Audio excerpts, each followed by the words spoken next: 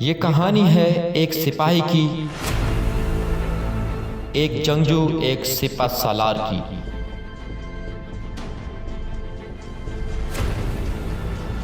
ہزاروں دشمنوں پر غالب اسلام کا بہترین سپہ سالار خالد بن ولید۔ ویڈیو شروع کرنے سے پہلے نئے آنے والے دوستوں سے گزارش ہے کہ چینل سبسکرائب کر دیں اور گھنٹی کا بٹن دبا دیں تاکہ آنے والی نئی ویڈیوز بروقت آپ تک پہنچتی رہیں۔ شکریہ۔ وہ مسافر عرب کے صحرا میں اکیلا چلا جا رہا تھا۔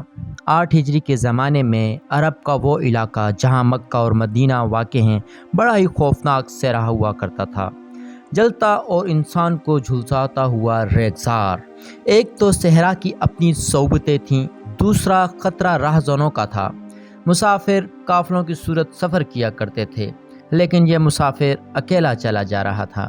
وہ اعلیٰ نسل کی جنگی گھوڑے پر سوار تھا، اس کی زرہ گھوڑے کی زین کے ساتھ بندھی ہوئی تھی، اس کی کمر سے تلوار لٹک رہی تھی اور اس کے ہاتھ میں برچھی تھی۔ اس زمانے میں مردوں کے قد دراز، سینے چوڑے اور جسم گٹھے ہوئے ہوتے تھے۔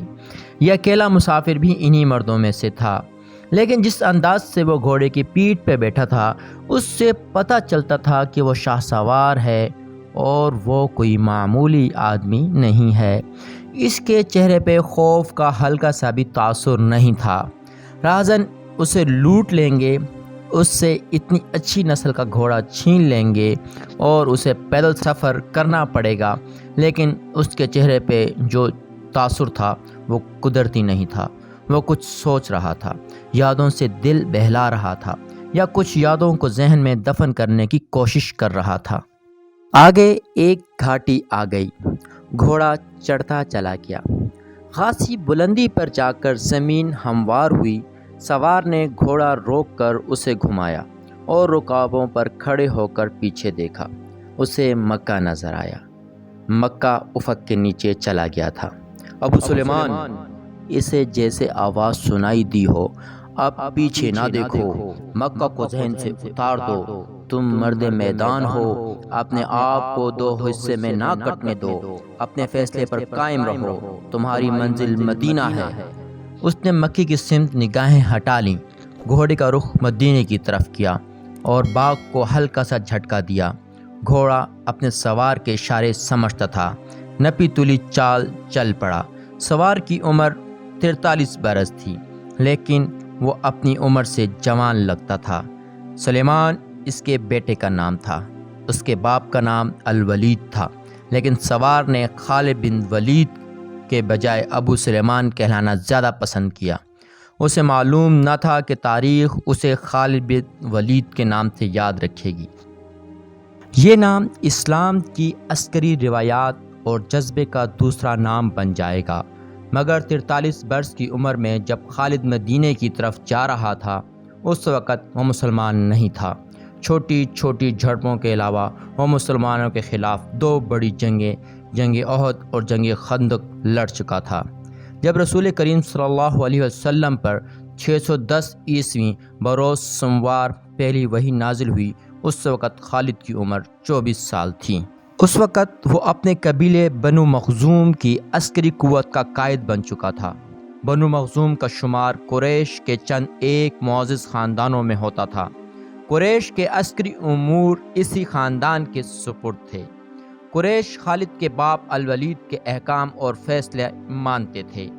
24 برس کی عمر میں یہ حیثیت خالد کو بھی حاصل ہو گئی تھی، مگر اس حیثیت کو ٹھکرا کر خالد ابو سلیمان مدینے کو جا رہا تھا۔ کبھی وہ محسوس کرتا جیسے اس کی ذات سے کوئی قوت اسے پیچھے کو گھسیٹ رہی ہو۔ جب وہ اس قوت کے اثر کو محسوس کرتا تو اس کی گردن پیچھے کو مڑ جاتی، لیکن اس کو اپنی ذات سے ایک آواز اٹھتی، آگے دیکھ خالد، تو ولید کا بیٹا تو ہے، لیکن وہ مر گیا ہے، اب تو سلیمان کا باپ ہے، وہ زندہ ہے۔ اس کے ذہن میں 2 نام اٹک گئے، محمد صلی اللہ علیہ وآلہ وسلم جو ایک نیا دین لے کر آئے تھے، اور الولید جو خالد کا باپ اور محمد صلی اللہ علیہ وآلہ وسلم اور آپ صلی اللہ علیہ وسلم کے نئے دین کا بہت بڑا دشمن تھا۔ باپ یہ دشمنی ورثے کے طور پر خالد کے حوالے کر کے دنیا سے اٹھ گیا تھا۔ خالد کے گھوڑے نے مانی کے مشک پر اپنے آپ پر ہی رخ بدل لیا تھا۔ خالد نے ادھر دیکھا، اسے گول دائرے میں کھجوروں کے درخت اور صحرا کی جھاڑی نما درخت نظر آئے۔ گھوڑا ادھر ہی جا رہا تھا۔ لخستان میں داخل ہو کر خالد گھوڑے سے کود گیا۔ امامہ اتار کر وہ پانی کے کنارے دو زانو ہو گیا۔ اس نے پانی چلو بھر بھر کر اپنے سر پر ڈالا اور 2-4 چھینٹے منہ پر پھینکے۔ اس کا گھوڑا پانی پی رہا تھا۔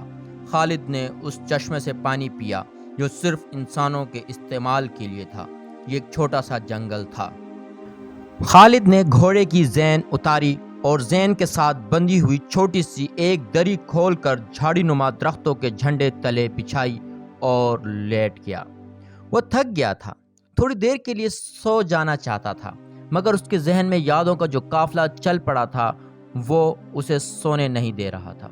اسے 7 سال پہلے ایک دن یاد آیا جب اس کے عزیزوں نے محمد صلی اللہ علیہ وآلہ وسلم کو قتل کرنے کا منصوبہ بنایا تھا۔ اس منصوبے میں خالد کا باپ الولید پیش تھا۔ وہ ستمبر 622 عیسوی کی ایک رات تھی۔ قریش نے رسول خدا صلی اللہ علیہ وآلہ وسلم کو سوتے میں قتل کرنے کے لیے ایسے آدمی چنے تھے جو انسانوں کی روپ میں وحشی اور درندے تھے۔ خالد قریش کے سرکردہ خاندان کو جوان تھا۔ اس وقت اس کی عمر 27 سال تھی۔ وہ حضور صلی اللہ علیہ وآلہ وسلم کی قتل کی سازش میں شریک تھا، لیکن وہ قتل کے لیے جانے والوں کے گروہ میں شامل نہیں تھا۔ اسے 7 سال پہلے کی وہ رات گزرے ہوئے کل کی طرح یاد تھی۔ وہ اسے قتل پر خوش بھی تھا اور ناخوش بھی۔ خوش اس لیے کہ اس کے اپنے قبیلے کے ہی ایک آدمی نے اس کے مذہب کو جو بت پرستی تھا باطل کہہ دیا تھا اور اپنے آپ کو خدا کا پیغمبر کہہ دیا۔ ایسے دشمن کے قتل پر خوش ہونا فطری بات تھی، اور ناخوش اس لیے تھا کہ وہ اپنے دشمن کو للکار کر آمنے سامنے کی لڑائی لڑنے کا قائل تھا۔ اس نے سوئے ہوئے دشمن کو قتل کرنے کی کبھی سوچی ہی نہیں تھی۔ بہرحال اس نے اس سازش کی مخالفت نہیں کی، لیکن قتل کی رات جب قاتل رسول خدا کو مقررہ وقت پر قتل کرنے گئے تو آپ صلی اللہ علیہ وآلہ وسلم کا مکان خالی تھا۔ وہاں گھر کا سامان بھی نہیں تھا، نہ آپ صلی اللہ علیہ وآلہ وسلم کا گھوڑا تھا، نہ اونٹنی۔ قریش اس امید پر سوئے ہوئے تھے کہ صبح انہیں خوشخبری ملے گی کہ ان کے مذہب کو جھٹلانے اور انہیں اپنے نئے مذہب کی طرف بلانے والا قتل ہو گیا ہے، مگر صبح وہ ایک دوسرے کو مایوسی کے عالم میں دیکھ رہے تھے۔ پھر وہ سرگوشیوں میں ایک دوسرے سے پوچھنے لگے، محمد کہاں گیا؟ رسول خدا صلی اللہ علیہ وآلہ وسلم قتل کے وقت سے بہت پہلے اپنی قتل کی سازش سے آگاہ ہو کر یثرب یعنی مدینہ کو ہجرت کر گئے تھے۔ صبح تک آپ صلی اللہ علیہ وآلہ وسلم بہت دور نکل گئے تھے۔ خالد کے ذہن سے یادیں پھوٹتی چلی آ رہی تھی۔ ذہن پیچھے ہی پیچھے ہٹتے ہٹتے 16 برس دور جا نکلا۔ 613 عیسوی کی ایک شام رسول کریم صلی اللہ علیہ وآلہ وسلم نے قریش کے چند ایک سرکردہ افراد کو اپنے ہاں کھانے پر مدعو کیا۔ کھانے کے بعد رسول کریم صلی اللہ علیہ وآلہ وسلم نے اپنے مہمانوں سے کہا، اے بنی عبد المطلب، میں تمہارے سامنے جو تحفہ پیش کرنے لگا ہوں وہ عرب کا کوئی شخص پیش نہیں کر سکتا، اس لیے کہ اللہ نے مجھے منتخب کیا ہے۔ مجھے اللہ نے حکم دیا ہے کہ تمہیں ایک ایسے مذہب کی طرف بلاؤں جو تمہاری دنیا کے ساتھ تمہاری عاقبت بھی آسودہ اور مسرور کر دے گا۔ اس طرح رسول خدا صلی اللہ علیہ وسلم نے پہلی وحی کی نزول کے 3 سال بعد اپنے قریبی عزیزوں کو اسلام قبول کرنے کی دعوت دی۔ خالد اس محفل میں نہیں تھا، اس کا باپ مدعو تھا۔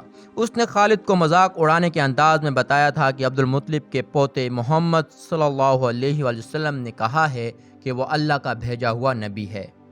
ہم جانتے ہیں کہ عبد المطلب قریش کا ایک سردار تھا۔ الولید نے اپنے بیٹے خالد سے کہا، بے شک محمد کا خاندان اعلیٰ حیثیت رکھتا ہے، لیکن نبوت کا دعویٰ اس خاندان کا کوئی فرد کیوں کرے؟ اللہ کی قسم اور حبل اور عزا کی، میرے خاندان کا رتبہ کسی سے کم نہیں، کیا نبوت کا دعویٰ کر کے کوئی ہم سے اونچا ہو سکتا ہے؟ آپ نے اسے کیا کہا؟ خالد نے پوچھا۔ پہلے تو ہم چپ ہو گئے، پھر ہم سب ہنس پڑے۔ الولید نے کہا، لیکن محمد کے چچا زاد بھائی علی نے محمد کی نبوت کو قبول کر لیا ہے۔ خالد اپنے باپ کی طنزیہ ہنسی کو بھولا نہیں تھا۔ خالد کو 629 عیسوی کی ایک روز مکہ اور مدینے کے راستے میں ایک نخلستان میں لیٹے ہوئے وقت وہ یاد آ رہا تھا۔ رسول خدا صلی اللہ علیہ وآلہ وسلم جن کی نبوت کو قریش کے سردار قبول نہیں کر رہے تھے، اس نبوت کو لوگ قبول کرتے چلے جا رہے تھے۔ ان میں اکثریت نوجوانوں کی تھی۔ بعض مفلس لوگوں نے بھی اسلام قبول کر لیا۔ اس سے نبی کریم صلی اللہ علیہ وآلہ وسلم کے حوصلے میں جان آ گئی اور آپ صلی اللہ علیہ وآلہ وسلم نے اسلام کی تبلیغ تیز کر دی۔ آپ صلی اللہ علیہ وآلہ وسلم بت پرستی کے خلاف تھے۔ مسلمان ان 360 بتوں کا مذاق اڑاتے تھے جو کعبہ کے اندر اور باہر رکھے ہوئے تھے۔ طلوع اسلام سے پہلے عرب ایک خدا کو مانتے تھے اور پوجتے ان بتوں کو تھے۔ انہیں وہ دیویاں اور دیوتا کہتے تھے۔ انہیں اللہ کے بیٹے اور بیٹیاں مانتے تھے۔ وہ ہر بات میں اللہ کی قسم کھاتے تھے۔ قریش نے دیکھا کہ محمد صلی اللہ علیہ وآلہ وسلم کے جس دین کا انہوں نے مذاق اڑایا تھا وہ مقبول ہوتا جا رہا ہے، تو انہوں نے آپ صلی اللہ علیہ وسلم کو تبلیغی سرگرمیوں کے خلاف محاذ بنا لیا اور مسلمانوں کا جینا حرام کر دیا۔ خالد کو یاد آ رہا تھا